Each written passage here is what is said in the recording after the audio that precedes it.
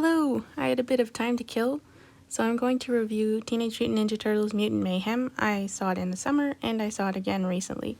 And going into this, you should understand that I am a very big Teenage Mutant Ninja Turtles fan, or at least historically I have been, and they still hold a special place in my heart. First, I'll give you my overall thoughts and some light criticisms, and maybe some hopes for the future going forward in this series. And also, I want to talk about what I felt like was the best thing about the movie. Cowabunga dudes, let's go.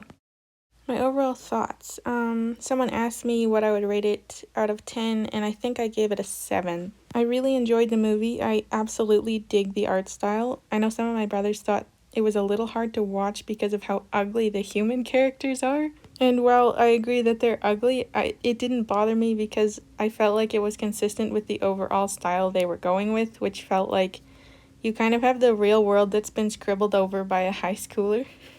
Just for an example, like the lighting, sometimes it looks like someone took gel pens and just scribbled on the sky. It's awesome, okay? I think the movie's messages are a little bit on the nose, like more for children, but not in a way that I felt was obnoxious. I thought it was very genuine and kind-hearted, and I also thought the messages were very good, so I think it's actually an important movie for kids to watch. Like, there is a lot of violence and a decent amount of swearing, but you also have these really important life lessons that I approve of. I'm very glad they did this. I noticed this a little bit more the second time I watched it. I felt like the turtles, they behaved a lot more like kids than they usually do, which makes sense and is not a bad thing. They were played by actual teenagers for the first time. I totally support that, but they can be really loud and a bit overwhelming at times.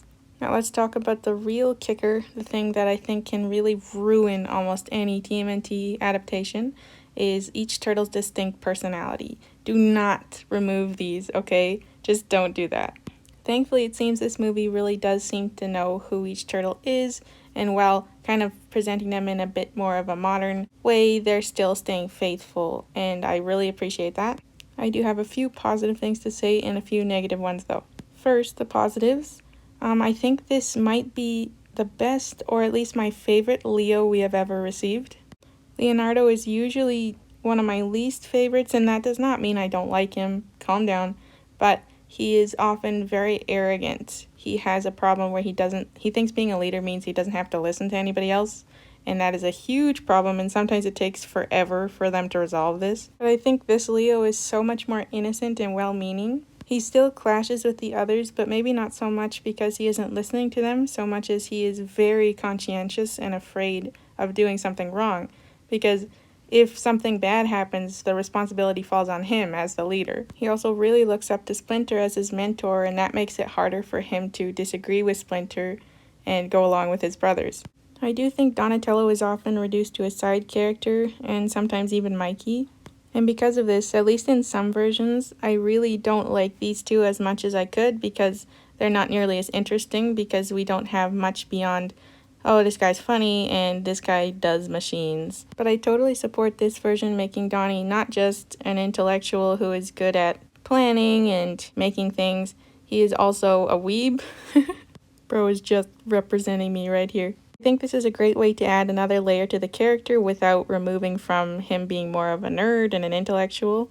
Mikey, on the other hand, I did not dislike him, but I didn't find him to be super funny or not like more funny than the other turtles. But one thing that he still retains is appearing to be the youngest and being just really genuine, open-minded, and innocent, and that is a good thing, and that still distinguishes him from the others, I think. So now we have a little bit of a negative here.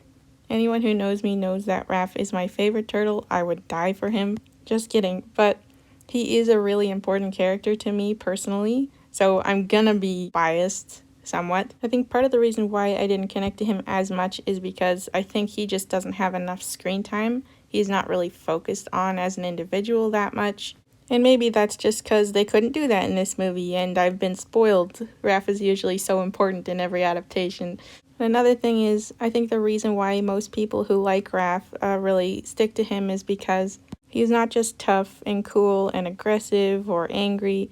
He is emotional, he is sensitive, and that's why he behaves that way. It's all coming from a place of just sincerity. He has a huge heart. Raph usually clashes with Leo so much because Leo is more logical and Raph is more, what's the word I'm looking for? Intuitive, that's the word. He's more sensory and intuitive. This is incredibly important because it doesn't just tell us that it's not weak to be emotional, it's also a really important other side of the coin that you need when you're leading a team. So Raph is a super important foil to Leo. I don't want to say this movie got him wrong, I just think we didn't really see that side of him. I think what we get is actually a much kinder Raphael, since it seems he doesn't mean to be rude. He just has no filter and doesn't seem to be aware all the time of how his words or actions are making other people feel. He seems to have too much adrenaline also and no outlet for it. This is in character, by the way. This is good. I have no problem with this. But that sweet heart of his doesn't seem to be there as much, with one exception being how he learns to really appreciate and open up to his brothers, like how much he needs them. So at least we get that. So what I'm hoping for the future moving forward is that its sequel or in the TV show that's coming out, well, hopefully both, that we would explore each of these individual turtles more. But there was something that this movie did. There was a choice that this movie made that I have never seen done in this franchise at all, ever. This is such a bold choice, such a significant choice that completely reimagines how we see the Ninja Turtles, and I simply cannot ignore it. No matter how modern and Gen Z or cringe this movie may appear to older fans. And maybe a lot of people don't like things that are new, but sometimes new things are actually a really good change because sometimes they fix something that was inherently wrong with the original. So what am I talking about? What did this movie do that was so significant? Well, what it did was it addressed the problem that the Turtles are always isolating themselves from humanity. I never thought of it as a problem before, I think because it just never crossed my mind, but yes, I will say this confidently now, it is a problem. Even if it is for your safety, extreme isolation is unhealthy. I think the way they show this the best is by creating a terrifying contrast between Superfly and Master Splinter. This version of Master Splinter is extremely prejudiced, but for understandable reasons. A long time ago, he tried to mingle with the human community, but they turned on him and almost hurt him and his sons, almost killed them. After that, he taught his sons how to defend themselves, which is good, but then he takes it a step further and forbids them from communicating or interacting with humans ever and just shuts himself in the sewer. Now you might think, well, that's not all that different from the other versions, and at least the Turtles get to interact with Casey and April. But I'm telling you, that's not enough. And the difference between this movie and the others is that Master Splinter realizes that he is wrong. He realizes this when Superfly turns around and says to his family, "The only way you'll ever be safe is if you listen to me." Up to this point, the only difference between Superfly and Master Splinter is that Master Splinter has not resorted to killing every human in existence. Master Splinter is shocked and horrified when he hears his own words coming out of Superfly's mouth.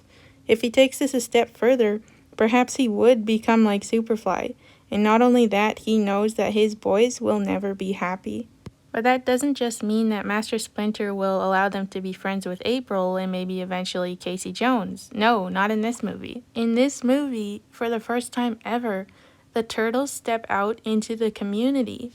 They finally get to be the children they are. They get to live their lives. They get to have a childhood, not just full of ninja fighting. And on top of that, Master Splinter welcomes several other mutants into his home to live with them. This movie's main message, I think, is very clear. Not just that you shouldn't be doing stuff just to get people to like and accept you, but that even if they may not like you or accept you, you need to step out there anyway. I actually wept so much in the theater when I saw this because I couldn't believe it was actually happening. It wasn't just like a psych, it was just an idea. No, this is actually happening. I think I never questioned the fact that the Turtles live in isolation because I just thought, yeah, they're not humans. That would never work. But this movie dares to question that. It asks, why not? Even if these kids are going to be different, even if it's going to be extremely difficult and even dangerous, maybe it's worth that. Maybe it's worth the risk. This is a huge deal because what this does is change the status quo for Teenage Mutant Ninja Turtles as we know it. You know what? I am so here for that. This tells me that these writers are not afraid to take risks. They're not afraid to challenge the status quo, and that is excellent. Maybe we could get really good things from these people. Or not, but hey, it's worth the risk.